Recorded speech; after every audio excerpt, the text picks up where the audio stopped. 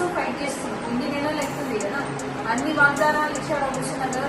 గత ప్రభుత్వం అదే పనిచేస్తుంది, ఈ ప్రభుత్వం అదే పనిచేస్తుంది. ఏం డిఫరెన్స్ ఉంది? మనం ఇంత కష్టపడి 50% ఓటర్స్ మహిళలు, మహిళలు మనకి అవి